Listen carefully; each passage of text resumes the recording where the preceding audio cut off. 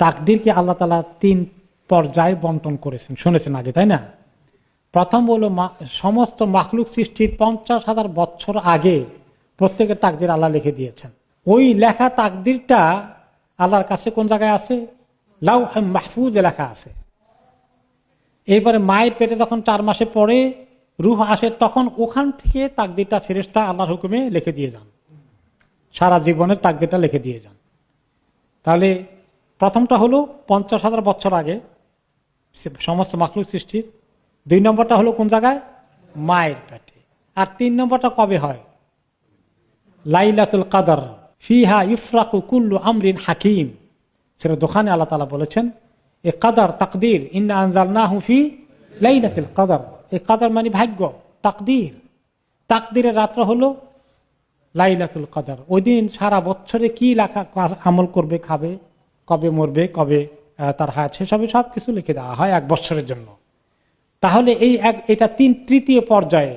এটা কোত্থেকে লেখা? ওই যে মায়ের পেটে দিয়ে গিয়েছিল গোটা লট, সেখান থেকে প্রতি বছর ব্রেকডাউন করে করে বাৎসরিকটা বাজেট বরাদ্দ করা হয় লাইলাতুল কদরে। বুঝে আসছে? ক্লিয়ার হয়েছে? যে ও গোটাটা দেওয়া হয়েছিল মায়ের পেটে, সেখান থেকে বছর ওয়াইজ ইচ ইয়ারেরটা আবার ওই ফাইনাল করে দেওয়া হয়, তাই না? এই ইচ ইয়ারটা পায় ওই বছরটা।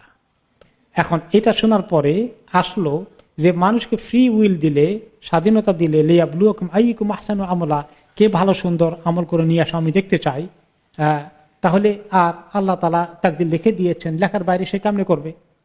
এটা তো কন্ট্রাডিকশন। এটার আনসার হলো 1 নম্বরে, মানুষ কি জানে কোনটা লেখা হয়েছে তার জন্য? না। জানেন কে? তো আল্লাহ তাআলা আগাম জানেন বিধায় লিখছেন। তো এটা কি আপনার ফ্রি উইল শেষ হয়ে গেলে কে বলছে? আল্লাহর কাছে তো তিনি জানেন আগামীতে কি করবেন, জানার কারণে তিনি লিখছেন। লেখার কারণে আপনি করতেছেন এটা নয়, তিনি জানেন, সে লিখে রেখেছেন।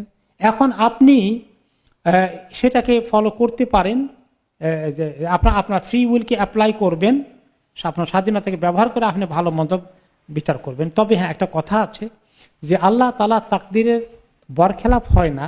এই কথাটা হলো যে মানুষ যেটা করবে, যেহেতু অ্যাকুরেটলি আল্লাহ তাআলা জানেন, সেটা তিনি লিখে রাখেন। কিন্তু মানুষের আমল এইটার মধ্যে কিছু ইনফ্লুয়েন্স করে, আবার ওই অরিজিনাল লেখাটার মধ্যে চেঞ্জ হতে পারে। কিভাবে সেটা হয়? লা ইয়ারুদ্দুল কাদা ইল্লা দোয়া। দোয়া ছাড়া তাকদীরের পরিবর্তন হয় না। এইটা একটা জিনিস পাওয়া গেল যে আমি যদি অনেক দোয়া করি যে আল্লাহ আমাকে হেদায়েত দেন, আল্লাহ আমাকে গুনাহ থেকে বাঁচিয়ে রাখেন, আল্লাহ তাআলা আমাকে তৌফিক দেন, আমি বিভিন্ন দোয়া করতে থাকলাম, তাহলে এটা আমার তাকদীরকে চেঞ্জ করবে। তাহলে আমার ফ্রি উইল কাজ করতেছে কিনা? আমার ফ্রি উইল কাজ করতেছে। এরপর আরেকটা হাদিসে তিনি বলেছেন, যে চায় তার হায়াত বাড়ুক, সেজন্য আত্মীয় স্বজনের সঙ্গে সুসম্পর্ক বজায় রাখে। তাহলে সুসম্পর্ক বজায় রাখলে হায়াত বাড়বে। অবশ্য এটা নিয়ে ইখতিলাফ আছে, হায়াত বাড়ার অর্থ কি?